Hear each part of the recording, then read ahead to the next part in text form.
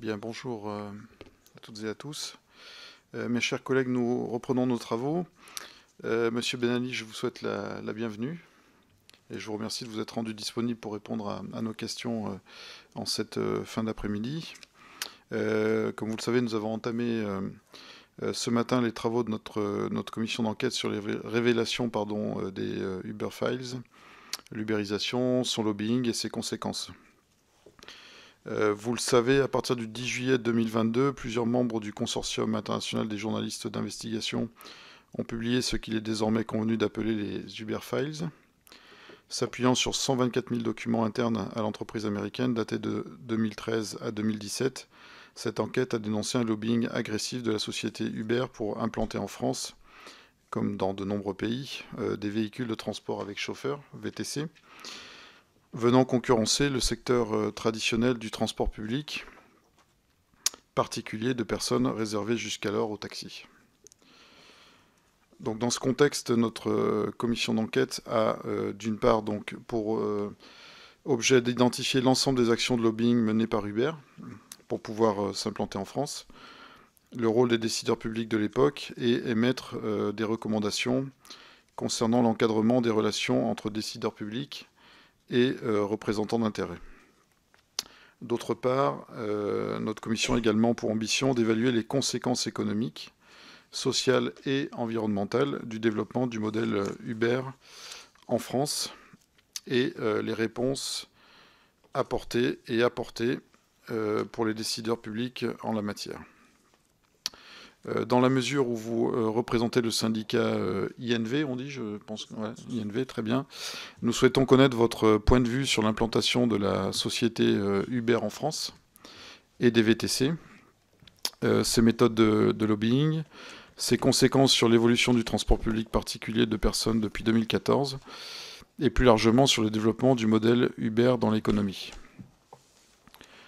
Cela nous permettra de compléter les informations déjà transmises par le collectif de journalistes à l'origine des Uber Files et celles des représentants de la profession, des taxis et des VTC que nous avons déjà entendus. Je rappelle, cette audition est ouverte à la presse et qu'elle est retransmise en direct sur le site de l'Assemblée nationale. Avant de vous laisser la parole, monsieur, pour vous présenter en quelques minutes et d'entamer les échanges sous la forme de questions et de réponses pendant environ 1 heure, je vous rappelle que l'article 6 de l'ordonnance du 17 novembre 1958, relative au fonctionnement des assemblées parlementaires, impose aux personnes auditionnées par une commission d'enquête de prêter serment, de dire la vérité, toute la vérité, rien que la vérité. Je vous invite donc à lever la main droite et à dire l'un après l'autre, non, de le dire, je le jure, après avoir activé votre micro. Je le jure. Écoutez, je vous remercie. Donc, je vous laisse la parole dans un premier temps. Ensuite, moi, j'aurai des questions à vous poser. Puis, Madame la rapporteure également. Si jamais ça vous était possible que je pose des questions, je dois retourner en séance. Non, on va faire comme c'est prévu habituellement. Voilà, je vous remercie. Plus tard. Je vous remercie. Je vous laisse la parole. Ça vous coûte quoi?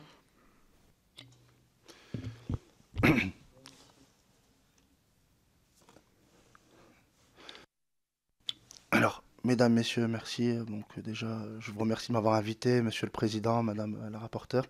Merci beaucoup de me donner l'opportunité de pouvoir m'exprimer, puisque c'est hyper important pour nous d'expliquer un peu donc l'implantation d'Uber et cette fable qu'on nous a servi depuis des années.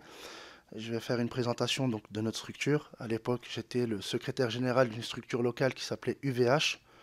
Donc en 2018, on a décidé de créer notre structure justement pour faire porter nos revendications auprès de la société Uber.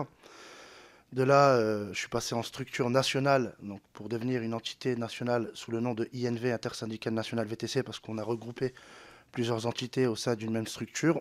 J'en suis devenu le secrétaire général aussi. Et ensuite, je suis devenu coordinateur européen donc, de plusieurs structures. Suite à nos mobilisations, à nos réussites, parce qu'on a réussi quand même à créer donc, un contre-pouvoir face à cette plateforme numérique. Et je fais partie d'une organisation mondiale, je suis membre de cette organisation qui s'appelle IAATW, qui regroupe 56 organisations de par le monde. Voilà. Alors, concernant Uber, la société Uber, moi j'ai connu cette société en tant que chauffeur. J'ai travaillé en tant que chauffeur. Euh, on nous a servi une fable en nous faisant croire qu'on était indépendant. Et au fur et à mesure de l'aventure, ben, on voyait des liens de subordination apparaître. Le fait de ne pas avoir la possibilité de refuser des courses, le fait de manipuler notre temps avec des notifications intempestives, ou alors de nous dire pourquoi vous n'avez pas travaillé pendant un certain temps, si vous ne travaillez pas, vous risquez d'être déconnecté, et le fait de ne pas être propre maître de sa tarification, puisqu'elle était constamment imposée par Uber et elle a été revue d'année en année, non à la hausse, mais plutôt à la baisse. Donc moi, comment j'ai pris la tête d'un mouvement, j'ai vu mes camarades se faire déconnecter au fur et à mesure de cette aventure. Donc, on a créé un collectif de chauffeurs à Lille avant de créer une structure indépendante.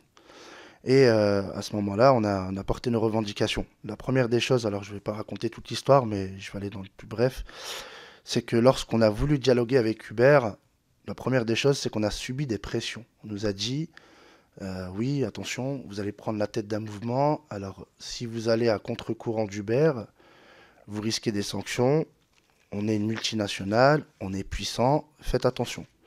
Des propos qui ont été dites par Madame Nadia Chalgoumi, c'est comme ça qu'elle s'appelait, enfin, elle s'est présentée sous ce nom-là, et elle nous a dit qu'elle travaillait à l'époque, voilà, en tant que dans un service des renseignements généraux, c'est comme ça, enfin, elle mettait des coups de pression en disant qu'elle avait des contacts au sein de la police, donc pour essayer de nous intimider. Ça n'a pas fonctionné, bien au contraire. Donc à ce moment-là, moi j'ai rapporté ces faits-là à des chauffeurs. Et mes camarades solidaires ont décidé de mener des actions qui ont fait la une donc, de la presse à Lille. Et à ce moment-là, Uber a revu sa stratégie et essayé de créer une espèce d'affinité en disant, écoutez, vous avez tout intérêt à être à nos côtés. Les chauffeurs sont des ingrats, ils se plaignent tout le temps. Donc voilà, ça c'est les pratiques d'Uber. Hein. Et il y avait des sous-entendus. Des sous-entendus où, si vous êtes de notre côté, vous aurez une bonne place, vous serez privilégié, on peut vous mettre dans une situation bien confortable. J'ai demandé à définir ce que c'était qu'une situation bien confortable. Ils se sont arrêtés là. De là, au fur et à mesure, donc du coup, des déconnexions ne cessent encore une fois de venir, avec par exemple des collègues qui se font déconnecter sans préavis, sans justification, de manière abusive. Et là, on décide de porter le combat à Paris parce qu'on voit qu'il y a de plus en plus de collègues justement qui se plaignent de ces déconnexions, du fait qu'aujourd'hui, la plupart, encore une fois, les subissent parce qu'ils sont malheureusement attachés à leurs dettes, hein, disons-le clairement, hein, si on peut imaginer ça. Et là, quand je prends la tête de ce mouvement, donc un mouvement social qui a démarré novembre 2019, où on décide tout simplement de bloquer tous les bureaux partenaires d'Uber pour faire entendre notre mécontentement. Et à ce moment-là, ça a marché. Je recevais des appels d'une certaine Elodie Jones, qui n'arrêtait pas de m'appeler d'ailleurs, en me disant le dialogue social, le dialogue social. Je leur disais tout simplement, moi j'ai une liste de personnes, donc je lui avais présenté une liste de plus de 300 personnes déconnectées, et je demandais tout simplement d'avoir des justifications à ces déconnexions. On m'a refusé, justement le droit de pouvoir défendre ces chauffeurs en me disant qu'en gros, ils ont une politique américaine, que c'est pas dans leur politique justement de discuter, de négocier avec les syndicats et que on devait leur faire confiance. J'ai refusé. On a continué. À ce moment-là, je recevais encore des appels. On me disait venez discuter et j'en passe. J'ai refusé. À un moment, on m'appelle donc une certaine Maya Layat qui me donne un rendez-vous donc du coup à Aubervilliers. On discute. Dans ces échanges, il y a eu des propositions. L'une d'entre elles, c'était de me donner 150 euros sous forme de bonus. En gros, c'est défiscalisé, vous inquiétez pas. Je leur demandais, mais comment vous allez justifier tout ça? Bah écoutez, on va dire tout simplement que vous gérez une commission de reconnexion, déconnexion des comptes partenaires Uber, chauffeurs partenaires. Ok. Je dis, mais Enfin, c'est interdit ce que vous me faites là, comme proposition. Enfin, vous essayez de me soudoyer. Non, non, écoutez, c'est légal. On peut faire appel à vos services pour faire partie d'une commission pour reconnecter les chauffeurs, les déconnecter. Enfin, une commission totalement biaisée, hein. Je rappelle que mon adjoint a participé à cette commission où vous avez 4 personnes qui sont en faveur d'Uber et vous êtes la seule personne qui va défendre les intérêts des chauffeurs. Donc c'est 4 voix contre une voix. C'est ce qui se passe d'ailleurs avec l'autorité de relations sociales actuellement. C'est la même chose, quoi. Donc du coup, à ce moment-là, elle continue dans sa proposition en me disant que voilà, ils ont des courses qui sont pas référencées dans la plateforme Uber, qu'ils ont des contrats avec des grands groupes qui peuvent justement me faire bénéficier de ces fameuses courses plus rentables que celles qu'ils distribuent. Enfin, des propositions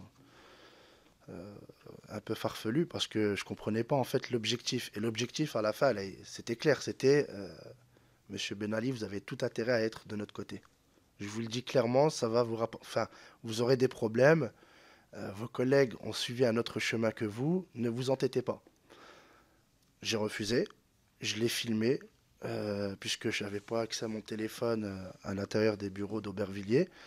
Et à ce moment-là, j'ai filmé. Cette vidéo est disponible sur YouTube. Et j'ai dit à Madame Layat de répéter ce qu'elle m'a dit tout simplement. Elle s'est affolée. On voit bien dans la vidéo qu'elle appuie sur l'ascenseur pour descendre très vite. Et les chauffeurs voulaient savoir comment se fait-il que voilà, elle s'explique pas, qu'elle parte comme ça, qu'au moins qu'elle dise que c'est pas vrai, quoi. Donc voilà. Du coup, bon, le mouvement continue. Je reçois encore des appels. On me dit arrêtez, vous risquez des sanctions. Je leur dis mais je suis juste là pour défendre nos droits. Et menace sur menace, 2019, je me fais déconnecter, soi-disant parce que j'aurais harcelé, pris en otage des salariés d'Uber, menacé, enfin bref, ça n'a pas tenu puisque leur plainte a été classée sans suite et ils ont relancé encore la plainte, sachant que chaque jour de mobilisation, les forces de l'ordre étaient là, puisqu'ils appelaient les forces de l'ordre, ils avaient même un huissier de justice pour constater en fait ce qui se passait. Nous n'avons jamais été violents pour notre part. Il y a eu d'autres structures qui se sont greffées à ce mouvement-là. Nous ne sommes pas responsables de ce que font les autres structures. Mais pour notre part, nous avons toujours appelé au calme et nous étions voilà, en protestation contre une politique qui nous amenait à aller justement dire à Uber que c'était pas possible de continuer comme ça sans concertation. Donc quand ils m'ont déconnecté, ils ont réussi. Le lendemain, plus aucun chauffeur n'est venu se mobiliser. Ils avaient peur de se faire déconnecter, hein, parce que c'était fort quand même de déconnecter un syndicaliste. Et ils ne se sont pas gênés aussi de déconnecter mon adjoint, parce qu'il était mon adjoint, c'est-à-dire Rachid Ladi, hein. Donc voilà. Donc, à ce moment-là, nous on continue donc nos mobilisations, on dénonce. On a eu des personnes qui nous ont soutenus dans notre combat. Dont aussi je parlerai plus tard de Mark McGann qui est venu à notre rencontre donc avant les révélations Uberfile puisqu'on a eu accès à des éléments un an avant l'apparition de ces documents. Et à chaque fois, Uber utilisait vraiment une politique assez agressive contre nous, c'est-à-dire qu'ils embauchaient carrément des sociétés spécialisées dans les réseaux sociaux pour aller ternir l'image de notre structure, raconter des fake news, et ce sont des choses justement qui ont été révélées par Mark McGann, donc ces pratiques existent. Donc là, de fil en aiguille, on continue. Et pour terminer, ce qui est hyper important, c'est que moi je comprends pas en fait Uber qui, donc via la DG France, Laureline Seriez, l'année dernière me demande tout simplement de pouvoir échanger avec elle, de dialoguer. Ok, je comprenais pas parce qu'il y a un moment, on me dit clairement que je suis un syndicaliste voilà, assez virulent, agressif, et il y a une plainte contre moi à cet effet. Et derrière, on veut me rencontrer, échanger, dialoguer. Donc, ils organisent une rencontre à Lille l'année dernière, avant le dialogue social, avant l'autorité. Donc là, c'était, excusez-moi, il y a 2 ans, hein, pratiquement, là maintenant. Et Laureline Serriès discute en me disant, mais qu'est-ce que vous voulez? Il faut vraiment qu'on arrête tout ça. Fumons ensemble le calumet de la paix. Avançons ensemble. Voyez Bolt de l'autre côté qui met des tarifs très agressifs. Il faut vraiment qu'on collabore ensemble. Et moi, je lui disais, mais je comprends pas en fait. Vous voulez collaborer avec un syndicaliste où vous dites clairement qu'il est anti-Uber, qui veut détruire la société. Aujourd'hui, je comprends pas. Et donc, on me refait encore une proposition en me disant, on pourrait vous intégrer comme en Angleterre, parce que c'est comme ça qui s'est passé en Angleterre, c'est-à-dire que c'est eux qui choisissent leurs interlocuteurs, les syndicats qui vont entrer au sein de l'entreprise Uber. On m'a fait cette proposition en me disant, écoutez, vous avez tout intérêt à bosser avec nous. Nous, on aimerait bien justement travailler avec la structure la plus représentative de France. Et donc, on pourrait vous intégrer pour que vous puissiez défendre les chauffeurs. Et je leur ai dit, moi, je ne peux pas entrer dans une société qui aujourd'hui considère que nous sommes des indépendants alors que nous sommes constamment subordonnés via des algorithmes et que on ne puisse même pas échanger avec vous puisqu'à chaque fois vous nous dites que ceux qui décident sont aux États-Unis. Donc je lui ai posé une simple question, je lui ai dit est-ce que vous êtes décisionnaire? Elle me répond non. Je dis bah alors quelle est l'utilité de discuter avec vous et de continuer? Est-ce qu'on va pouvoir améliorer les conditions de travail? Elle me dit, je vais être honnête avec vous, il y a des choses où j'ai la main dessus et d'autres, malheureusement, j'ai pas la main dessus. Donc j'ai arrêté et je lui dis, moi, je continuerai mon combat devant la justice et surtout, à cette époque-là, j'accompagnais donc cette fameuse directive européenne parce que pour nous, c'était la seule solution. Voilà. Très bien, je vous remercie, monsieur le secrétaire général. J'avais une première question. Au moment où vous commencez à travailler pour Uber, est-ce que vous signez, d'abord quel est votre statut juridique précis, et ensuite est-ce que vous signez un contrat, s'il y en a un, qui vous lie à Uber, et dans ce contrat, est-ce que le point des déconnexions dont vous avez parlé est évoqué? Je vous remercie. Alors, question très intéressante. Effectivement, j'ai signé un contrat électronique. Donc, à l'époque, ils avaient un contrat papier avec la société Uber SAS France. Nous, on a eu un contrat électronique avec une société française et la société hollandaise. Sur les conditions générales d'utilisation de la plateforme, en aucun cas il était prévu des déconnexions abusives et sans justification. Elles sont apparues le 31 janvier 2020, donc juste après ma déconnexion, où il disait clairement dans ces conditions générales d'utilisation, puisque d'ailleurs on a saisi la CNIL à cet effet, hein, donc il y a une plainte contre Uber, où ils disent qu'en fait ils peuvent mettre fin à une relation commerciale, donc en déconnectant un compte sans justification, sans préavis. C'est marqué sur le nouveau contrat d'Uber qui date du 31 janvier 2020. Donc non, non. On avait juste des sous-entendus. À l'époque, on nous disait attention, il ne faut pas dépasser 20% de taux d'annulation. Mais ce n'était pas indiqué dans leurs conditions générales d'utilisation. Voilà, pour répondre à votre question. Je vous remercie, madame la rapporteure. Merci beaucoup.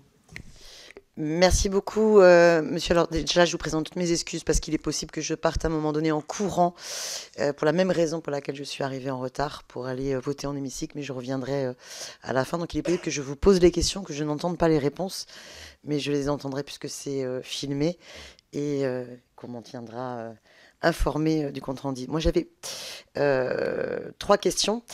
La première, concernant vos propos, où vous nous décrivez des faits qui me semblent extrêmement graves, qu'il s'agisse de pression, d'intimidation et de tentatives de corruption à votre rencontre de la part de la direction d'Uber.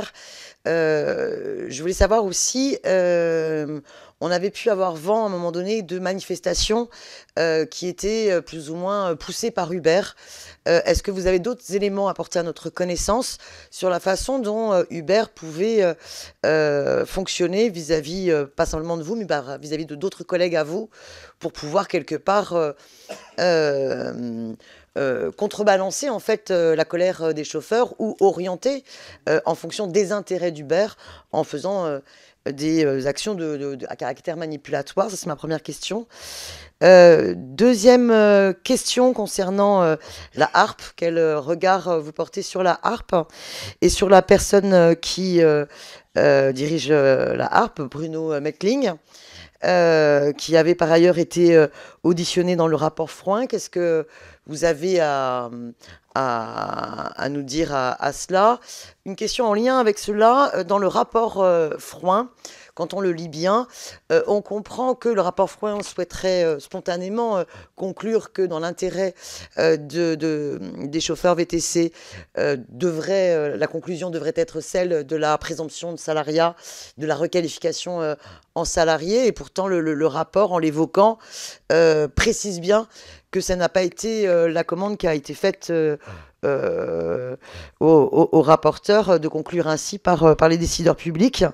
Et comme par hasard, la HARP joue un rôle pour pousser au prix de la course, dans un contexte où, au contraire, la revendication monte de la requalification salariée. Et d'ailleurs, vous avez, à Lyon, dans votre ville à Lyon, remporté un procès important de requalification salariée de chauffeurs VTC, et qu'on est dans un contexte où, la semaine dernière, la directive européenne de présomption du salariat a été adoptée par le Parlement européen. Voilà un peu mes deux grosses questions. J'en aurais peut-être une troisième aussi sur les conséquences de l'ubérisation, mais pas toutes les conséquences. Moi, ce qui m'intéresserait, ça serait de vous entendre sur les conséquences en termes de liberté des données, en termes d'accès aux données. Quel est le rapport qu'Uber entretient vis-à-vis de vos données? Comment est-ce que vous avez fait des démarches, il me semble, pour pouvoir savoir quelles étaient vos données captées par Uber ou voilà. Donc, ce serait ma troisième question. Je vous remercie. Merci Madame la rapporteure. Alors juste excusez-moi, j'avais oublié de vous dire que j'étais en auto-entrepreneur. Donc c'était l'élément manquant. Effectivement, je vous remercie. Alors, je vais répondre à toutes vos questions. Il suffit d'aller reprendre un article du 10 février 2016, donc l'article de presse chez La Tribune qui dit « Uber met la main au porte-monnaie pour inciter les chauffeurs à manifester ». Alors, à l'époque, il y avait alors c'était Joseph François, président de l'AMT, une association montée de toutes pièces par Uber, qui avait pour but justement de défendre les intérêts d'Uber. Et pourquoi à cette époque, je vous cite cette époque-là? Parce qu'il y avait la loi Grand-Guillaume. Et la loi Grand-Guillaume voulait vraiment réguler, dont l'article 2, on a vu la promulgation dernièrement, mais on a bien vu qu'on n'a toujours pas les éléments nécessaires pour savoir combien de chauffeurs exercent au sein de la plateforme numérique et d'autres données nécessaires pour réguler ce secteur. À l'époque, ils ont quand même payé des manifestants pour aller manifester contre la loi Grand-Guillaume. C'est des pratiques qui existent, qui ont été révélées dans un article de presse. Donc on voit bien que quand Uber n'aime pas une loi qui va en sa défaveur, ils mettent la main à la poche. Donc ça, c'est hyper important de le préciser. Maintenant, de notre côté, on n'a jamais eu de telles propositions où nos adhérents recevaient des appels ou des notifications en leur disant voilà, n'allez pas manifester aux côtés du syndicat INV, on vous paye. Enfin voilà, nous on n'a pas eu ça. Mais plutôt des pressions auprès de nos adhérents pour dire attention, vous risquez d'être déconnectés. D'ailleurs, suite à la mobilisation, parce qu'on nous dit souvent comment se fait-il que les chauffeurs là saisissent le Conseil des prud'hommes, c'est très simple, la plupart d'entre eux ont été déconnectés suite au mouvement social de 2019, c'est-à-dire qu'ils ont récupéré les fichiers vidéo du Fashion Center, ça c'est un agent de sécurité qui nous l'a dit, et ils ont essayé d'identifier les manifestants pour les déconnecter, parce que c'était des personnes qui posaient problème à la société Uber. Donc ces pratiques-là, elles existent. D'ailleurs, on a eu des personnes qui faisaient partie de certaines associations. Après, ce sont des bruits de couloir, je ne peux pas vous confirmer, mais Uber aurait eu donc aurait fait ces mêmes pratiques au sein de certaines associations et syndicats, soit en leur donnant accès à une gamme de courses que certains n'ont pas, soit des propositions financières. Mais ça, je ne peux pas le prouver. Ce sont des bruits de couloir qui m'ont été dits par des collègues qui ont démissionné de ces entités-là, suite à ces révélations. Du coup, il faut comprendre que ces pratiques existent dans d'autres pays. Moi, je travaille avec mes homologues anglais, donc ADCU, donc James Farrar et Yassine Aslam, qui sont confrontés au même problème avec des associations et syndicats montés de toutes pièces financés par Uber, et qui sont là soit pour démonter les structures, soit pour être une espèce d'opposition contrôlée. Lorsqu'il y a une mobilisation de l'autre côté, eux se mobilisent pour dire non, laissez le modèle Uber tranquille. Et c'est ce qui se passe dans certains pays. Donc ça, il faut le savoir. Mais oui, aujourd'hui, Uber met donc la main au porte-monnaie lorsqu'il s'agit de défendre ses intérêts. Je vais répondre à la question concernant l'ARP, l'autorité sociale. Nous, on a participé à la mission Froid. Lors de la mission Froid, qui a duré 6 mois contre une autorité qui a émergé au bout de 2-3 mois, il y avait de vraies questions. Et à un moment dans ce regard, porté par Jean-Yves Froid, c'était de se dire, est-ce qu'on était réellement indépendant ou salarié d'une plateforme? Et du coup, au fur et à mesure des auditions, il fallait se dire, est-ce que on sauve le modèle Uber ou on régule le modèle Uber? Et à ce moment-là, il y a eu la question de la présomption de salariat. Parce que, il faut dire clairement les choses, on n'a pas la même relation qu'un médecin avec la plateforme Doctolib.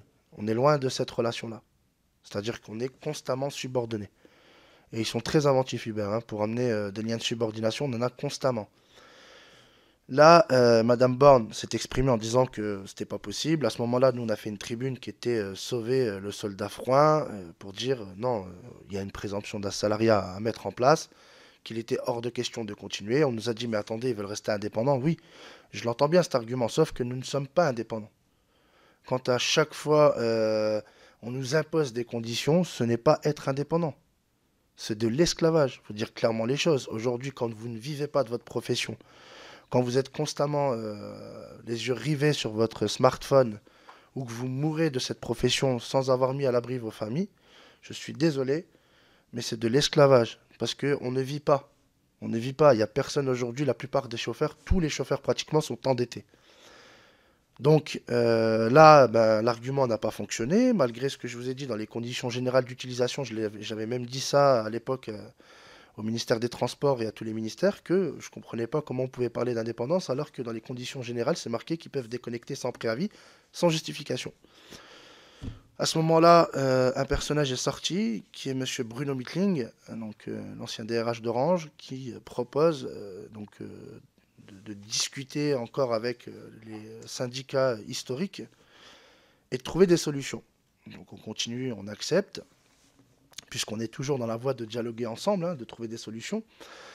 Lors de la mission Mittling, donc on nomme des personnes, 3 personnes, Pauline Tesquet si je ne me trompe pas, et la dernière personne j'ai oublié. Donc le but c'est d'auditionner, de savoir comment on peut justement créer un rapport de force et que les chauffeurs puissent garder leur indépendance. Là, à ce moment-là, donc on discute et au fur et à mesure des discussions, on voit que c'est en faveur des plateformes, qu'il n'y a rien en faveur des chauffeurs. On nous parle d'une protection sociale, on nous impose cette protection sociale. Toutes les structures refusent cette protection sociale. On sait très bien qu'on veut nous amener au tiers statut à travers cette protection sociale et on le voit déjà, cette expérience existe déjà en Angleterre et dans d'autres pays. Là, de fil en aiguille, dans les discussions, le rapport de force est totalement biaisé. On parle d'un sujet, on nous ramène à un autre sujet. Et à ce moment-là, on voit émerger des ordonnances, celle du 21 avril 2021 et celle du 6 avril 2022. Donc celle du 21 avril 2021, on voit bien que dès le début, des électeurs doivent avoir une certaine ancienneté pour pouvoir voter. Sauf que la plupart ont été déconnectés des plateformes numériques à cause de ces liens de subordination parce qu'ils n'acceptaient pas, ou d'autres qui ne voulaient plus travailler avec les plateformes numériques parce qu'ils attendaient une réelle régulation. Et on a choisi, excusez-moi, hein, mais on a choisi les électeurs, c'est-à-dire que Uber a choisi ses électeurs, et malgré tout, il faut voir le taux de participation, parce que de l'autre côté, nous on a fait une campagne justement pour dire attention, n'allez pas voter, parce que si vous votez, c'est vous tirer une balle dans le pied. Donc du coup, Uber n'a pas réussi, malgré le soutien de toutes les plateformes qui ont envoyé des notifications intempestives pour aller voter et j'en passe. On a remarqué qu'il y avait des électeurs choisis et d'autres qui ont été exclus. Donc, et quand j'ai vu cette ordonnance-là, je m'y attendais. Je disais, mais attendez, à partir du moment où on a une carte professionnelle et qu'on est actif, que notre société est active, je ne comprends pas pourquoi on ne peut pas être électeur. Enfin bref, il y a plein d'éléments qui ont fait que finalement on voyait qu'il voulait créer une autorité et que cette autorité était pro-Uber et disons-le clairement, hein, sans détour. Là, Monsieur Bruno Mittling, preuve à l'appui avec des SMS, m'envoie des SMS en me disant il faut qu'on se rencontre, il faut qu'on discute, vous pouvez pas faire ça, mais il faut absolument que vous participiez justement à ces élections. Moi je refuse. Et là, il me demande d'échanger avec lui autour d'un café. Je dis pourquoi pas, on va échanger. Puisqu'il voulait me proposer d'être dans une espèce de table des acteurs. Ok, je comprends, vous êtes secrétaire général d'un syndicat. Je lui ai expliqué que moi, mes adhérents ne voulaient pas participer au vu de ces ordonnances. Enfin, de cette ordonnance d'abord, celle du 21 avril 2021. Et donc, il me dit, mais il faut absolument que enfin, vous êtes quand même un poids lourd du VTC, il faut absolument que vous soyez dans cette table-là. Et moi, je reçois un appel d'une personne en numéro masqué qui me dit, est-ce que tu es au courant que Bruno Mittling, via son cabinet conseil, donc Topic, a défendu les intérêts d'Uber? Là, je suis choqué. Je me dis non, je suis pas au courant de ça. Est-ce que c'est vrai ou pas? Donc, j'en parle à Jérôme Pimot du CLAP, donc, le représentant des livreurs, qui me dit ah, mais t'es pas au courant? Mais nous, on était au courant, c'est un tel qui nous l'a dit. Donc, une personne qui était à l'époque dans la table de la mission Froid. Je ne citerai pas son nom, vous demanderez aux collègues s'ils veulent la citer. En tout cas, cette personne voilà, nous a confirmé que oui, effectivement, M. Bruno Mittling défendait les intérêts d'Uber. Tout le monde était au courant sauf moi. Je comprenais pas, je disais au moins qu'on me mette au courant. Oui, mais on pouvait pas parce qu'un tel nous a dit de pas dire. Enfin bref, donc du coup, on se demandait si la personne ne jouait pas sur les deux tables en même temps. Donc voilà. Là, bah, je dénonce tout ça auprès de l'humanité. Donc il y a quand même une confirmation, hein, sauf que la confirmation est détournée. M. Bruno Mittling dit qu'il n'a pas été salarié d'Uber. On n'a jamais dit qu'il a été salarié. On a dit qu'il a fait une prestation pour Uber via son cabinet conseil. Donc ça, pour moi, c'est une confirmation. Le problème, c'est que ils insistent malgré ce fameux taux de participation, puisqu'à l'époque, on parlait de 5%. Pour valider ces élections minimum, ils ont quand même continué à les valider, même s'il n'y avait que 2% de taux de participation. Donc j'ai bien compris qu'en fait, ils voulaient absolument mettre en place cette autorité. Et moi, au fur et à mesure, qu'est-ce que j'en pense? Le regard que je porte, c'est tout simplement que quand on a une autorité qui est mise en place, et que dans cette autorité, elle est gérée par un président qui n'est autre qu'un lobbyiste d'Uber, disons-le clairement, et qui aujourd'hui insiste pour dialoguer et mettre en place un tarif minimum, là, on le voit, là, ça a été très très vite. Pourquoi ils n'ont pas attendu la décision de justice au Conseil des prud'hommes? Je rappelle que Mehdi Mejri, qui est le président de la CIL, et qui fait partie de cette autorité, donc, qui fait partie de ce dialogue social, leur a dit, mais attendez, vous vous pressez tout de suite à vouloir mettre en place un tarif minimum. Attendons de savoir ce qui va se passer au Conseil des prud'hommes. Ils ont fait ça juste avant la décision, donc on voit bien que tout est biaisé. Le tarif minimum, il n'y a pas eu de concertation puisque ça a été limite imposé. La plupart des structures étaient contre, mais de l'autre côté, ils ont mis des structures pro-Uber. J'appelle ça quand même des syndicats jeunes qui n'ont aucune représentation. Il suffit de voir les résultats pour comprendre donc, la supercherie de ce dialogue social. Donc moi, tout ce que j'en pense, c'est qu'aujourd'hui, on a un président à la tête de cette autorité qui n'a pas déclaré son activité de lobbying, alors que sachant que la loi Sapin 2 le dit clairement. Donc moi, j'ai été vérifié auprès de la Haute Autorité de la Transparence et de la Vie Publique pour savoir si ça a été fait. Ça n'a pas été fait. Donc, il y a un gros problème puisque ce monsieur-là décide, et je le dis clairement, des directives, consulte, échange, dialogue, sachant qu'il est un lobbyiste d'Uber. Donc le regard que j'ai, c'est qu'on a monté de toutes pièces une autorité avec un agent public à la solde d'Uber, et cette autorité n'a pour but que d'éliminer le faisceau d'indices qui permet la requalification donc des futurs chauffeurs qui souhaitent tout simplement saisir le Conseil des prud'hommes. Donc c'est de mettre des difficultés, on le voit bien au Conseil des prud'hommes, c'est très très difficile à chaque fois de montrer les liens de subordination, puisque de l'autre côté Uber amène des arguments, et ces arguments sont repris donc dans cette autorité. Concernant, donc, je disais, je ne vais pas revenir sur la mission Froid, mais oui, effectivement, on était sur la voie de la présomption de salariat. Donc la présomption de salariat, ce n'est pas encore une fois de requalifier tous les travailleurs indépendants en salariés. Non, c'est de dire qu'à un moment, et comme la directive européenne le dit clairement, que si à un moment, ben, il y a des faisceaux d'indices qui montrent que ces travailleurs sont subordonnés, ce n'est plus donc une relation commerciale, mais c'est un modèle salarial. Et c'est tout ce qu'on dit à chaque fois. Donc du coup, sur la mission Froid, le travail a été fait. Et on a stoppé cette mission parce que ça n'allait pas aller dans le sens, et disons clairement, de Madame Borne. Sachant qu'à chaque fois, j'ai envoyé des rapports pour expliquer toutes les incohérences qu'on voyait dans les conditions générales de la plateforme Uber. On n'a jamais répondu à mes sollicitations. Sur les données personnelles, c'est hyper important cette question-là.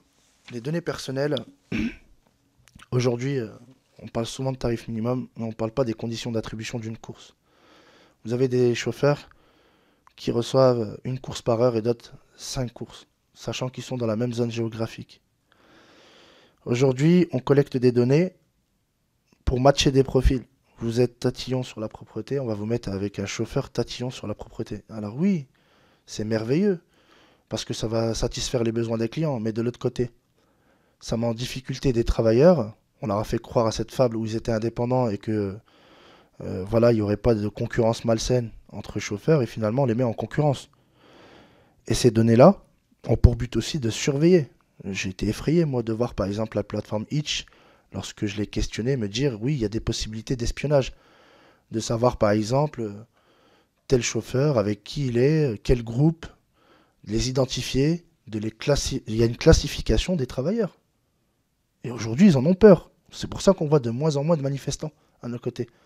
Parce que Uber utilise ces données pour mettre en place une répression contre les travailleurs. Moi, vous allez me dire, ouais, mais vous me parlez d'un film d'espionnage, ou limite, on est dans James Bond. Oui, on est dedans.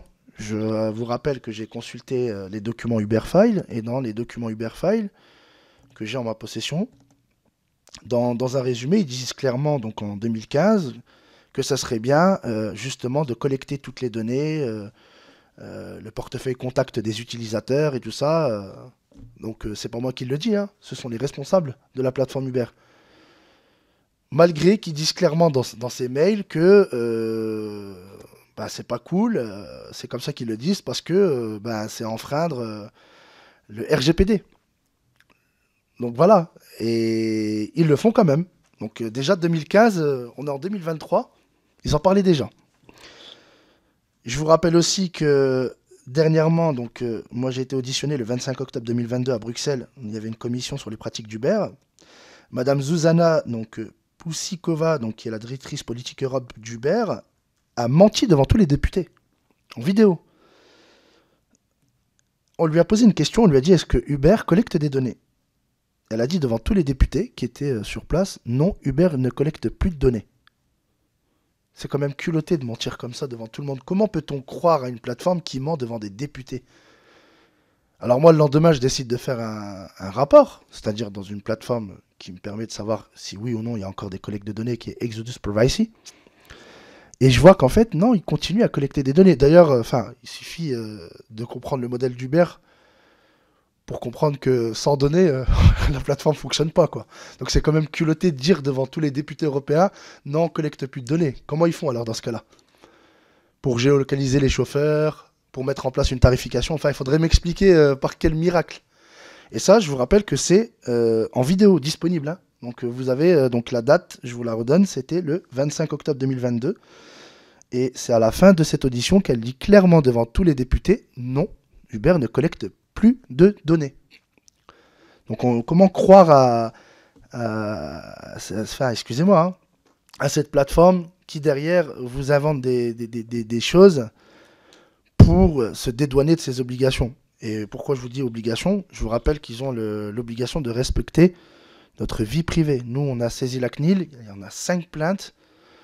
La première, c'est sur le fait qu'on ne peut pas récupérer nos données. Qu'au début, quand on a essayé de récupérer nos données, on nous a dit « mais vous demandez des choses qui n'existent pas ».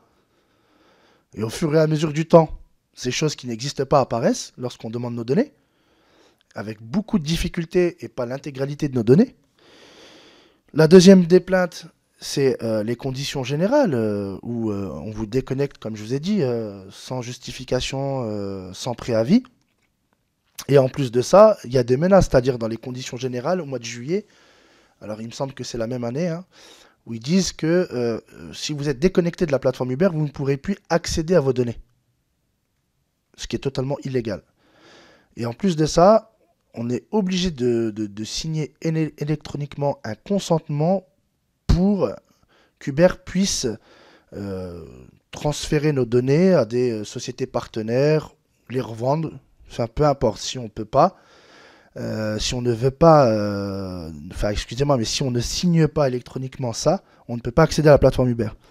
Donc ça, c'est hyper important de le dire. Donc ça, c'est la deuxième plainte. Après, la troisième, c'est le fait, encore une fois, de bloquer nos données personnelles en Europe. Donc on appelle ça le Privacy Shield. La quatrième, c'est l'article 22 du RGPD sur le fait qu'ils utilisent un système automatisé, entièrement automatisé pour déconnecter des comptes, et c'est totalement illégal, puisque je rappelle que le semi-automatique est autorisé lorsqu'il y a une main humaine derrière de l'autre côté pour traiter justement du cas avant de la déconnecter, mais ce n'est pas le cas chez Uber. Et la cinquième, c'est encore une fois les données qui ont été transmises par exemple à l'OCDE dernièrement et à Ipsos sans notre consentement. Donc encore une fois, Uber viole toutes les règles du RGPD. Moi, ce que je vous dis honnêtement aujourd'hui, c'est qu'on est dans une société d'espionnage. C'est pas une société de transport. C'est une société qui espionne tous ses utilisateurs. Vous vous rendez pas compte dans quel monde on est avec Uber. C'est-à-dire qu'Uber pourrait mettre la pression sur n'importe quel d'entre nous. Il suffirait de collecter des données comme les mails, des SMS, des choses très compromettantes pour mettre pression. Donc ça, ce sont des pratiques d'Uber. Donc aujourd'hui, moi, je suis là pour être quelqu'un qui veut tout simplement protéger notre vie. Notre vie privée est importante. Celle des utilisateurs, celle des chauffeurs, des travailleurs, n'importe qui, d'accord, a le droit d'être protégé. Donc, je le redis, les conséquences du fait de ne pas réguler, de laisser Uber collecter illégalement des données et de mettre la pression ou de faire un chantage avec ça, dans quel monde on vit? Voilà. Très bien, je vous remercie. Juste pour revenir au début, est-ce que vous étiez déjà VTC avant de l'installation d'Uber, ou vous avez créé quand votre auto-entreprise? Alors, moi, j'ai été VTC en 2016, exactement, pour vous donner. D'accord. Donc Voilà. vous êtes J'ai directement travaillé pour Uber. J'ai travaillé donc du coup avec à l'époque ce qu'on appelait un capacitaire, d'accord, et après de ça, je suis devenu indépendant à mon propre compte. Très bien. Voilà. Quel bilan faites-vous aujourd'hui de la concurrence entre VTC et taxi, et voilà, quel est votre avis sur cette question-là? Enfin, est-ce que vous avez un avis sur... Bien sûr que j'ai un avis. Aujourd'hui, il y a une concurrence malsaine. C'est-à-dire que vous avez des taxis, comme à l'époque, il y avait la grande remise, parce que, encore une fois, c'est le député Novelli qui a changé ce statut de grande remise en statut de VTC. Et c'était encore une fois pour introduire Uber. Donc, à l'époque, il y avait une cohabitation saine entre deux acteurs. Mais Uber est venu justement pratiquer des prix low cost. Et ils ont utilisé, excusez-moi, des personnes issues des quartiers populaires en vendant tout simplement une fable. Et dans cette fable-là, c'était vous allez devenir votre propre patron avec une grosse berline, indépendant, et j'en passe. Sauf que la plupart d'entre eux se sont retrouvés endettés même à ce jour. Puisqu'à l'époque, Uber vous demandait un véhicule. Parce que ça a changé. À l'époque, on vous demandait cette fameuse Mercedes, des grosses berlines. Il y avait des critères chez Uber. On vous envoyait justement chez Mercedes et j'en passe, avoir ce type de véhicule. Et de l'autre côté, on vous disait, vous inquiétez pas, vous allez pouvoir rembourser votre emprunt très très vite. Sauf que c'est pas vrai. La plupart se sont endettés. Dans cette concurrence, malheureusement, les taxis se sont retrouvés entre le marteau et l'enclume, disons-le clairement. De l'autre côté, un gouvernement qui ne voulait pas réguler et une plateforme qui revoyait à chaque fois les prix à la baisse. Donc c'est pour moi, et ça continue, c'est une concurrence malsaine. Pour vous dire pourquoi. Parce qu'on fait croire aujourd'hui qu'on écoute les taxis avec l'introduction des taxis au sein des plateformes numériques, mais c'est pas vrai. C'est comme ils ont vu que finalement le fait de travailler avec des VTC qui ne cessent de ternir l'image, parce que c'est eux-mêmes, ce ne sont pas les VTC qui ternissent l'image d'Uber, mais bien Uber qui, justement, ne vérifie pas les profils de ces chauffeurs-là, puisque aujourd'hui, je vous rappelle que l'article 2 de la loi Grand-Guillaume, si on l'avait appliqué, on saurait exactement le nombre de chauffeurs. Et je vous rappelle que dernièrement, sur RMC, j'ai quand même démantelé un réseau de plus de 8000 faux chauffeurs qui travaillent chez Uber. Expliquez-moi comment se fait-il que 8000 faux chauffeurs travaillent chez Uber avec des cartes professionnelles, tout un réseau. Est-ce que vous vous rendez compte qu'en tant que syndicaliste, je risque ma vie chaque jour et qu'on fait rien, et que de l'autre côté, celui qui gère ce réseau envoie bouler, excusez-moi, les journalistes ainsi que moi-même le syndicaliste en disant mais vous inquiétez pas, vous êtes des pauvres clowns, je vais refaire un autre réseau et ça va continuer. Donc aujourd'hui, on fait quoi? On laisse une plateforme utiliser des pauvres malheureux qui risquent, je vous le dis, qui risquent des sanctions en justice parce qu'ils exercent illégalement la profession de taxi, pour certains d'entre eux, quand je parle des faux chauffeurs. On les utilise parce que il y a beaucoup de chauffeurs, vrais chauffeurs VTC, qui ne veulent plus être VTC, qui passent pour certains taxis, parce qu'ils ont vu que c'était plus rentable et qu'ils se disent bah, je préfère être taxi et là je serai réellement indépendant. D'accord? Et des chauffeurs VTC qui s'accrochent et qui essayent, qui se disent je vais m'accrocher, mais finalement qui arrêtent la profession. Qui arrêtent parce que ben, ils sont endettés jusqu'au cou. Donc aujourd'hui, oui, il y a une concurrence malsaine. Malsaine, pourquoi j'emploie le terme malsain? Parce que quand vous faites appel à des faux chauffeurs, qui pour certains ont des casiers judiciaires très lourds, où on voit des femmes se faire violer, et de l'autre côté, excusez-moi, mais il faut dire clairement les choses, des femmes qui se font violer, et je le redis, des personnes qui se font agresser physiquement et verbalement, et qu'on a banalisé tout ça, ou qu'on a traité de menteuses celles qui se sont fait violer. C'est-à-dire Uber a dit qu'elle mentait au début, avant le mouvement Uber s'est ouvert. Et que de l'autre côté, il y a des amalgames et que de pauvres chauffeurs VTC subissent tout ça parce que vous ne voulez pas, excusez-moi, mais le gouvernement ne veut pas réguler. Oui, c'est une concurrence malsaine. Voilà. Vous êtes à l'origine de la création d'une société coopérative d'intérêt collectif qui représente 500 chauffeurs privés, si mes informations sont bonnes, qui vise, d'après les informations que j'ai, à vous émanciper des plateformes, qui est soutenue par le département de la Seine-Saint-Denis. Est-ce que vous pouvez nous expliquer quel est votre modèle économique, enfin comment fonctionne un petit peu cette société coopérative et comment elle se développe au jour d'aujourd'hui, s'il vous plaît? Alors, concernant la coopérative, on avait créé cette coopérative. Effectivement, le but c'était de s'émanciper de la plateforme Uber, des plateformes numériques, parce qu'on voulait reprendre le pouvoir. Donc, avec mes camarades, on s'est dit en fait, à chaque fois on se mobilise, mais on ne crée rien derrière. De l'autre côté, il nous faut quelque chose, une alternative, une sortie. Et donc, à ce moment-là, créer la coopérisation contre l'ubérisation. La coopérisation, c'est mutualiser nos services, c'est de travailler ensemble et de créer une société avec des valeurs éthiques. Donc là, on a créé, il y avait deux modèles, celui de M. Jean-Yves Froid qui proposait la CAE, donc coopérative d'activité d'emploi. Et de l'autre côté, moi j'étais plutôt sur une coopérative de type SIC, parce qu'on voulait travailler avec les collectivités.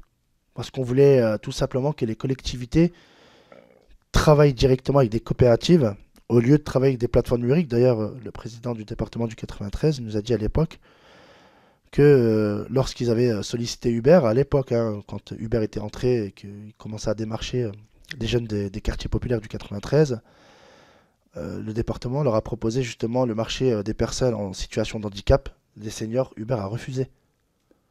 Donc nous, on a dit, on est capable de prendre des personnes sans distinction, qu'ils soient handicapés, ou que ce soit des seniors, peu importe. On n'a pas à faire de distinction dans le transport des personnes. Donc c'est pour ça que nous, dès le début, on a voulu travailler avec des collectivités, parce que ces collectivités ont des marchés, parce que ces collectivités peuvent nous apporter un soutien financier. Et c'est pour ça qu'on voulait aller sur une coopérative de type SIC. Et la deuxième raison aussi, c'est que tout le monde voulait rester indépendant, mais avec des vraies règles d'indépendance. Pas celles qui sont imposées par les plateformes numériques, pas celles qui sont décidées par les plateformes. Donc du coup, on a voulu créer une démocratie. Parce que Uber, c'est antidémocratique. Ils discutent tout seuls, les décisions sont unilatérales. Malgré nos sollicitations, on nous renvoie toujours à l'entité Uber San Francisco. Donc voilà. Donc la coopérative, comment elle fonctionne? Donc vous avez des personnes qui vont devenir sociétaires en payant justement leur part sociale. Ça leur permet de décider, de pouvoir voter, de choisir l'orientation de la coopérative. On appelle ça la vie coopérative. Et de participer justement à développer leur entreprise. Et pas être sous tutelle comme les plateformes numériques. Effectivement, on rencontre un succès. On a de plus en plus de personnes qui souhaitent rejoindre la coopérative. Mais on ne peut pas nous amener, par exemple là dernièrement, on a quand même 5000 chauffeurs qui veulent rejoindre. Mais comment voulez-vous introduire 5000 chauffeurs si derrière vous n'avez pas le marché suffisant? Si vous n'avez pas de marché, qu'est-ce que vous allez promettre? Alors du coup, nous, on essaye d'aller démarcher. On essaye d'avoir ce soutien des collectivités, puisque je vous rappelle qu'elles ont des propres marchés. D'ailleurs, on a candidaté pour les Jeux Olympiques. Mais c'est très difficile, parce que dans notre coopérative, la première difficulté qu'on a, c'est des chauffeurs qui ne sont pas formés. Beaucoup d'entre eux ne sont pas formés à la gestion d'entreprise, ne sont pas formés à être des chauffeurs. Il faut dire clairement les choses. Vous avez ceux qui ont une formation et d'autres qui n'ont pas de formation. Je vous rappelle qu'il y a des chauffeurs qui ont eu leur carte professionnelle par équivalence ou via la fraude, disons-le clairement. Moi, j'ai des chauffeurs qui m'ont dit « Ouais, j'ai acheté ma carte ».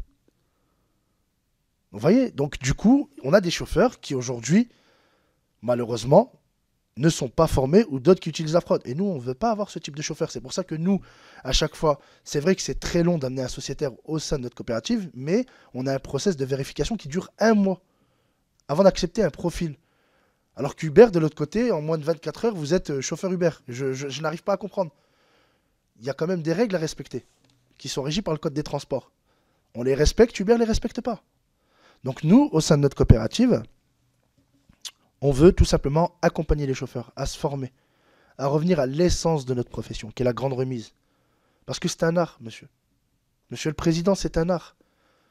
Le transport de personnes, c'est pas juste d'aller sur son smartphone, d'accepter et refuser une course.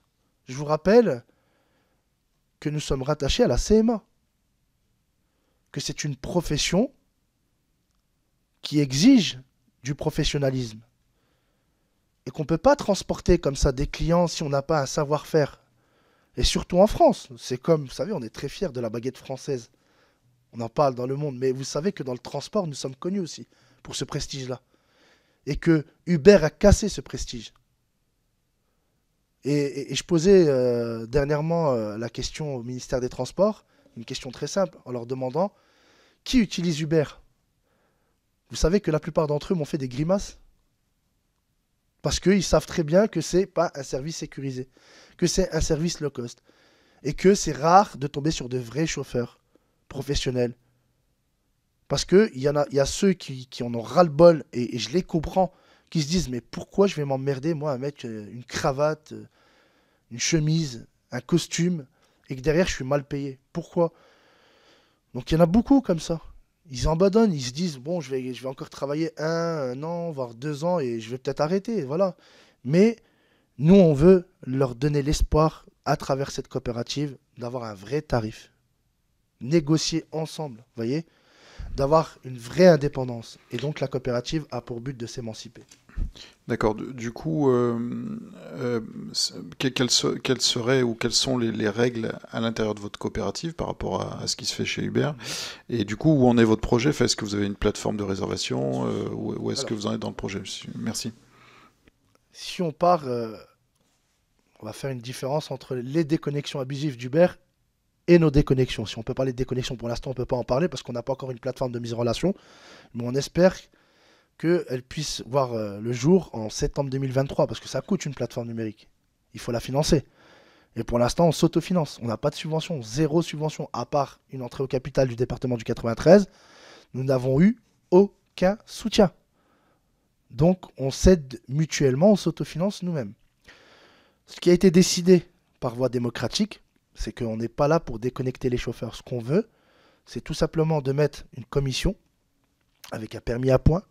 Quand les personnes perdent ces points-là parce qu'il y a eu des remontées clients où il y a eu des manquements de la part de ces chauffeurs, c'est tout simplement de les remettre en formation, justement de combler les lacunes et de leur dire, bah, il y a ça qui va pas, ça qui va pas. On te propose via notre siège social de revoir ces points pour améliorer sa prestation. On n'est pas là pour mettre fin à une activité. À part, effectivement, si on a des remontées très graves où il faut déconnecter des agressions sexuelles et verbales, je vous rappelle encore une fois qu'il y a la présomption d'innocence. Hein. Donc on n'est pas là pour, encore une fois, faire la justice ou faire une enquête autour de tout ça. Nous, on attendra donc derrière une décision, si est-ce qu'il y a une plainte derrière et tout ça. Enfin, il y a un process qui se met en place. Mais ces choses-là ont été décidées par les sociétaires. C'est-à-dire que je ne suis pas propriétaire. Nous sommes tous propriétaires de notre entreprise. Même si je suis PDG, je peux à tout moment, on peut mettre fin à ma mission. On peut considérer que je ne suis plus un bon PDG.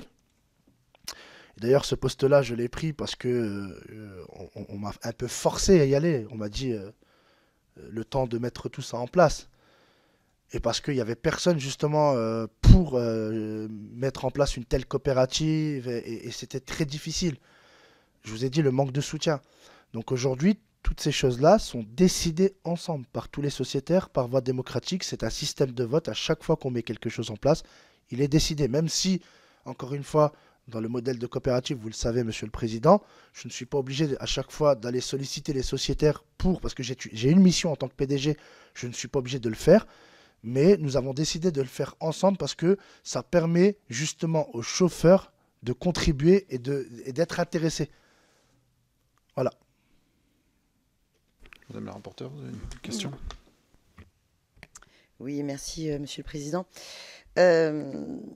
Votre modèle de coopérative, de sociétaire, leur permet de pouvoir codéfinir la logique des tarifs.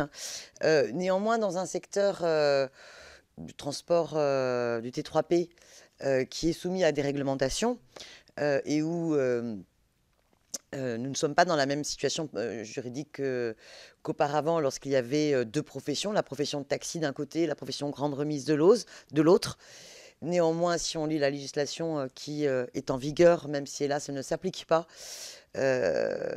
normalement la maraude électronique devrait être réservée aux taxis. Est-ce que dans votre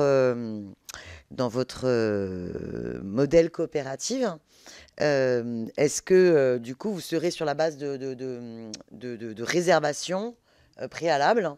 Voilà, j'avais une première question là-dessus. Et ensuite, je reprendrai la parole pour vous poser d'autres questions qui reviennent un petit peu sur la question de la harpe, même si vous m'avez répondu tout à l'heure. Alors du coup, je vous confirme, et c'est sur notre site internet, que nous sommes sur un modèle de réservation et de mise à disposition. Donc on revient à l'essence de notre profession. C'est tout à fait viable, puisque aujourd'hui il y a des groupes de chauffeurs qui s'organisent sur les réseaux sociaux et qui travaillent comme ça, sous réservation ou via la mise à disposition.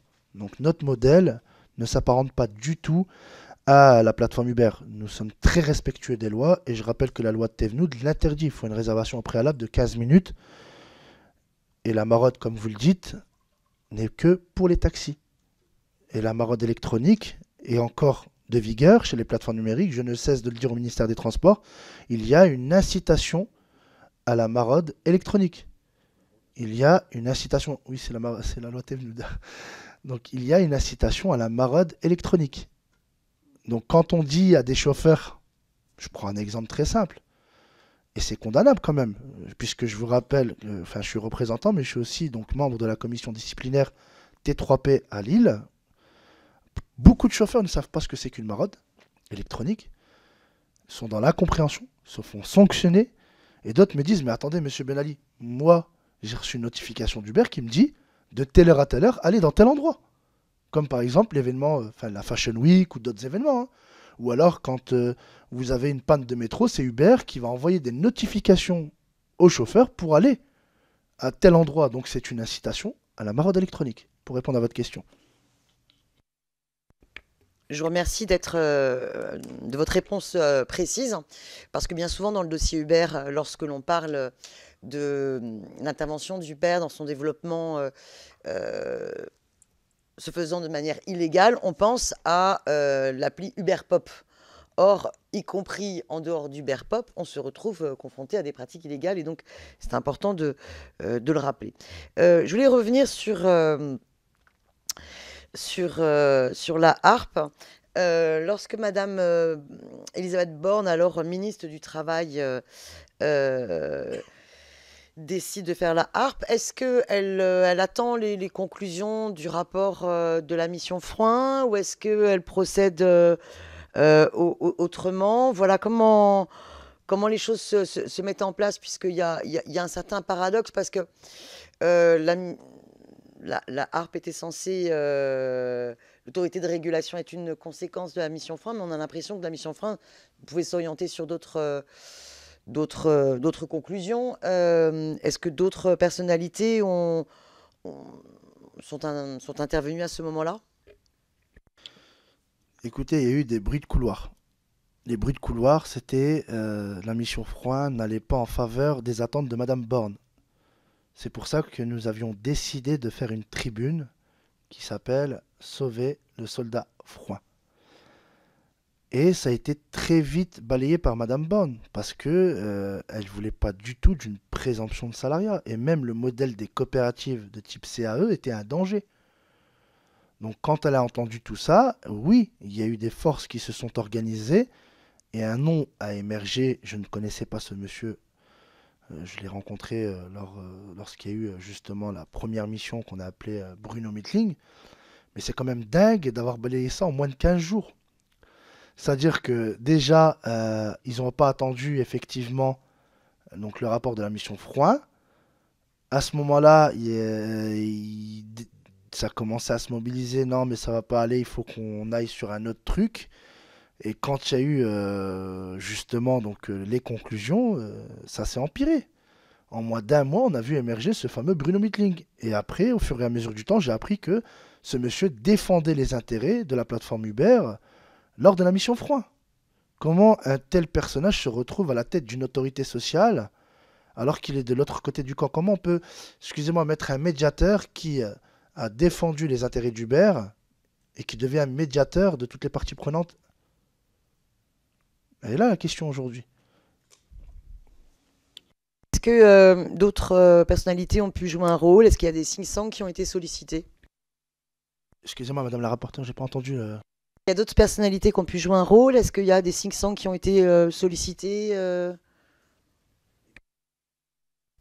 Écoutez, à ma connaissance, je n'ai pas entendu d'autres personnalités.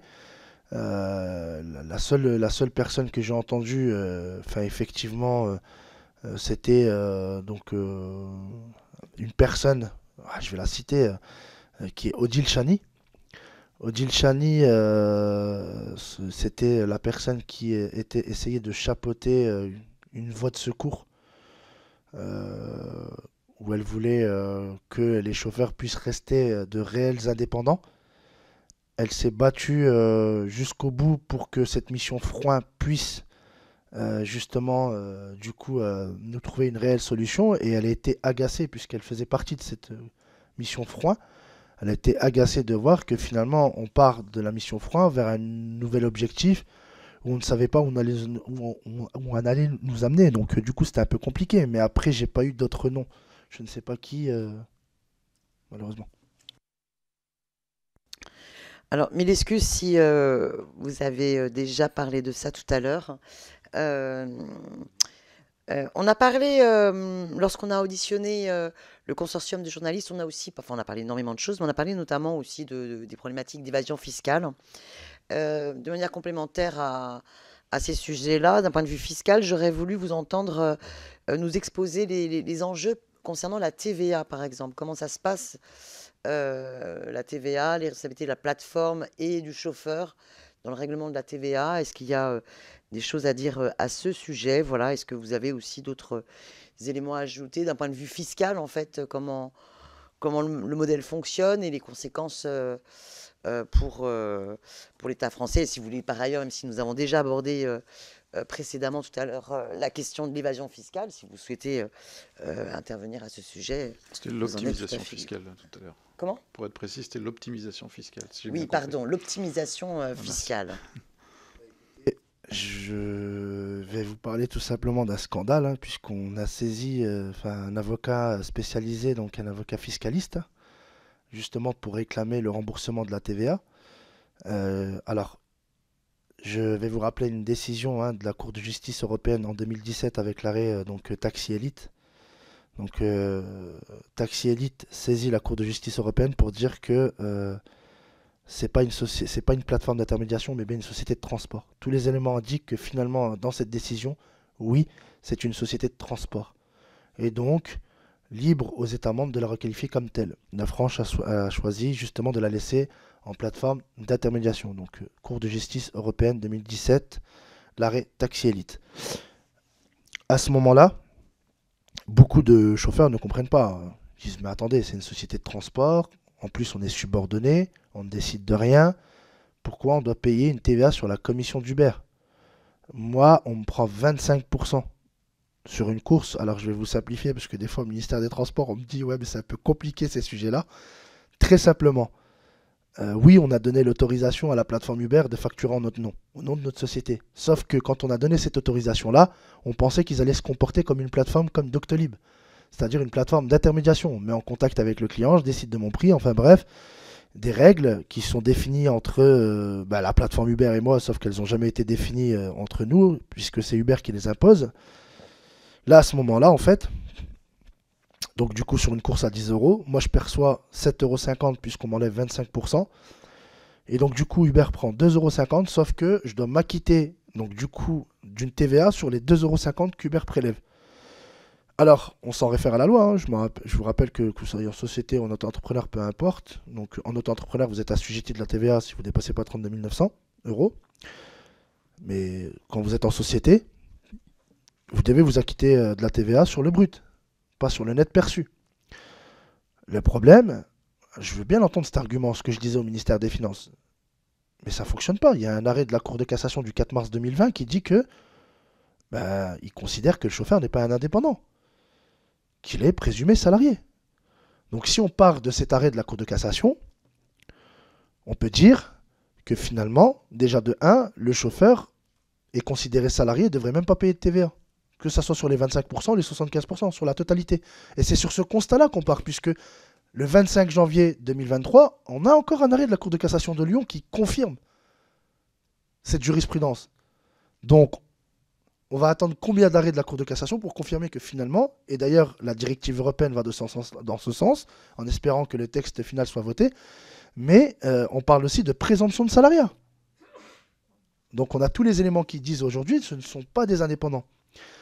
Maintenant, sur cette histoire de TVA, Uber va vous dire, oui mais attendez, moi je suis donc aux Pays-Bas, Uber BV Amsterdam, donc moi j'ai pas de siège social, enfin c'est pas le siège social en France ne s'occupe pas de ça. C'est Uber BV Amsterdam, c'est à vous d'auto-liquider la TVA. Waouh. Donc du coup, moi, je dois payer l'intégralité, même sur 25% de commission.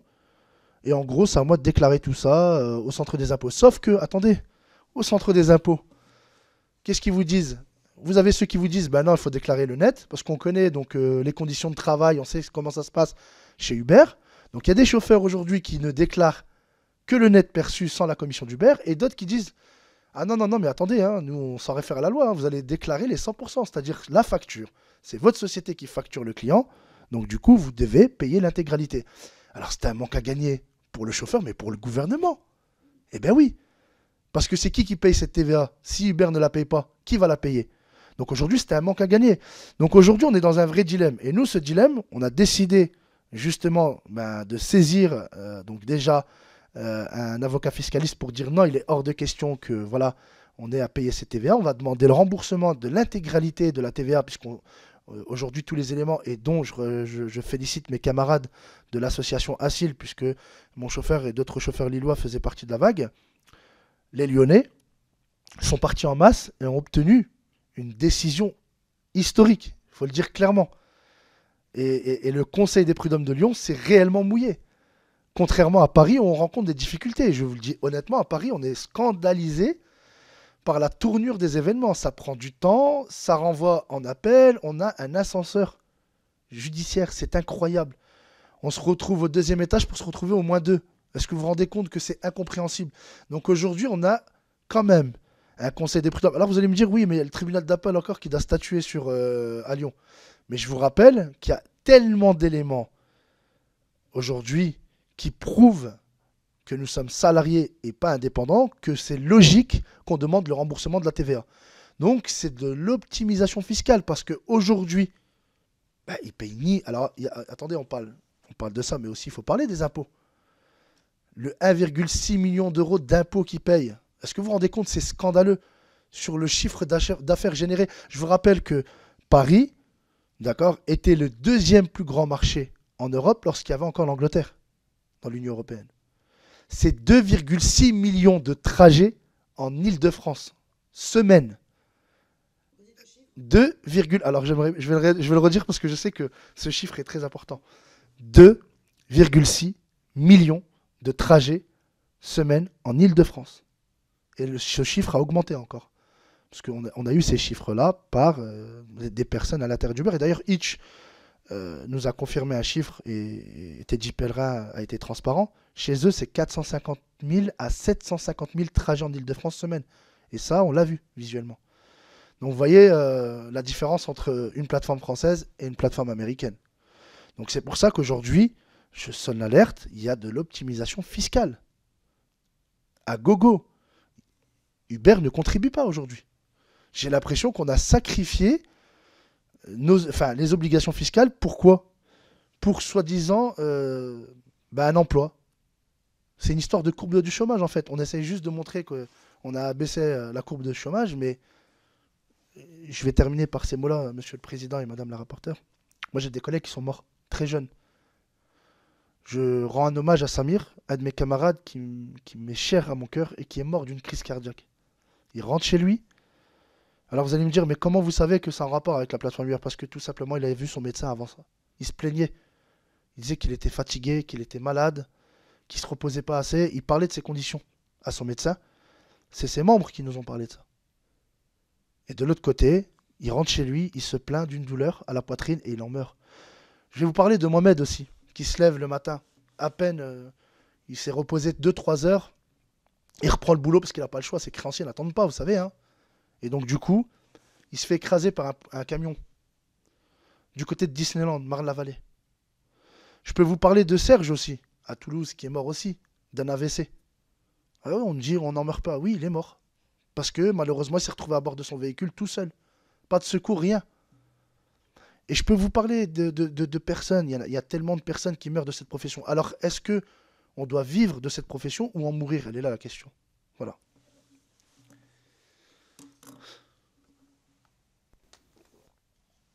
D'autres questions?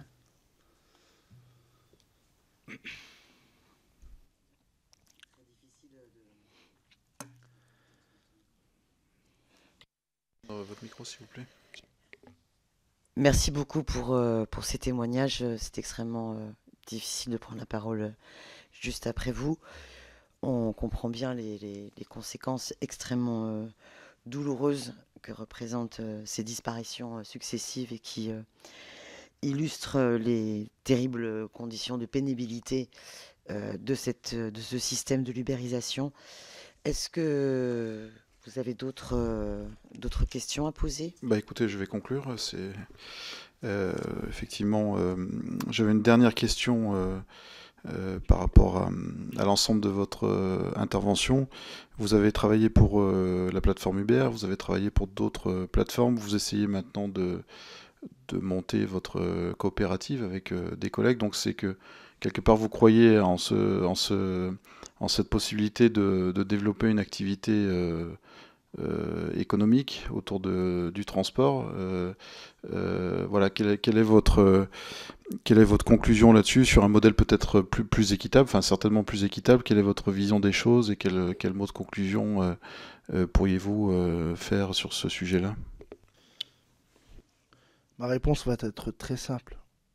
Même si je crée une coopérative, si de l'autre côté vous mettez des sociétés qui n'assument pas leurs obligations fiscales, sociales, patronales, comment voulez-vous que notre coopérative puisse être un modèle? On veut pas concurrencer Uber ou les autres plateformes. Mais comment voulez-vous être un modèle viable si de l'autre côté on ne régule pas des plateformes qui ne respectent pas les mêmes règles alors qu'on est régi par des règles qui sont inscrites dans le code des transports?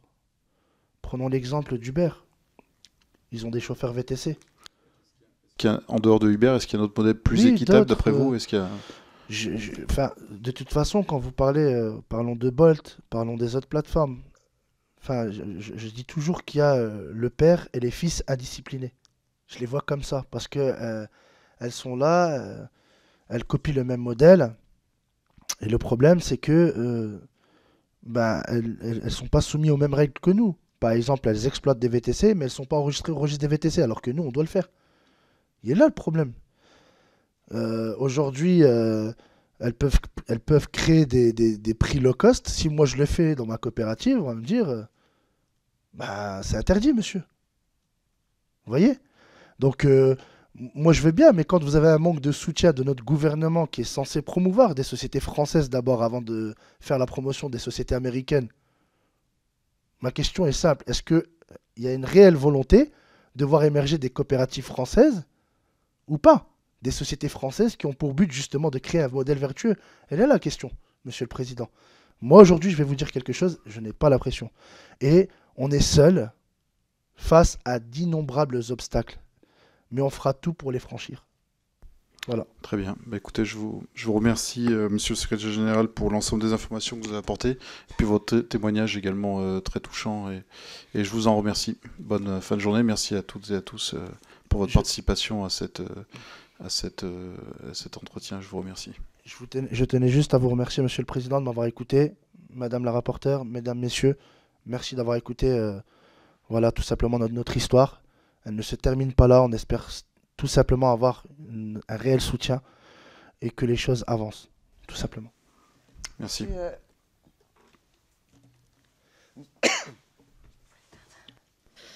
Monsieur Brahim Ben Ali, il est possible que la commission d'enquête parlementaire vous relance sur des questions complémentaires dans la suite des auditions que nous aurons à avoir. Mais de la même manière, si vous estimez à un moment donné que vous avez d'autres éléments sur lesquels vous souhaitez attirer porter à notre connaissance, il ne faut absolument pas hésiter. De la même manière que si vous avez des suggestions sur des personnes qui, selon vous, devraient être auditionnées par notre commission d'enquête parlementaire, n'hésitez pas à les suggérer. Voilà, je vous remercie. Merci M. Ben Ali, merci à Madame la rapporteure et merci également à nos collaborateurs de l'Assemblée nationale qui étaient là ce soir avec nous. Je voudrais juste dire effectivement, moi comme je vous ai dit, on a consulté des éléments Uberfy. Moi, il y a un point très important, c'est de savoir tout simplement ce qui a été fait en lobbying. Il y a des cabinets conseils qui ont été payés, il y a des sommes astronomiques. Moi, j'ai pu consulter ces montants et je voudrais tout simplement savoir à quoi correspondent ces montants, qui a bénéficié de ces montants et pour quel type de conseil, tout simplement. Je vous rappelle qu'il y a quand même des noms qui ont été révélés dernièrement et j'espère que ces personnes vont pouvoir s'expliquer. Voilà, je me tiens à disposition à tout moment s'il faut compléter ou vous donner des noms de personnes qu'il faut convoquer. Merci. Parfait, merci beaucoup. Vous parlez des conseils, les cabinets de conseil FIPRA. C'est ça, exactement. Vous avez dit que vous aviez éventuellement des noms sur lesquels attirer notre attention. Bon, je pense que M. Ben Ali pourra nous les communiquer par ailleurs. On a juste les montants. Malheureusement, on n'a pas les noms. Si on avait les noms, je pense que ça fait un moment que je les aurais donnés. Mais on a des montants. On a quand même 2,8 millions d'euros en lobbying en moins de 8 mois. Sur une période bien définie. Et comme par hasard, ces périodes tombent lorsqu'il s'agit de réguler la plateforme numérique. Voilà. Merci M. Ben Ali. Bonne soirée. Bonne soirée.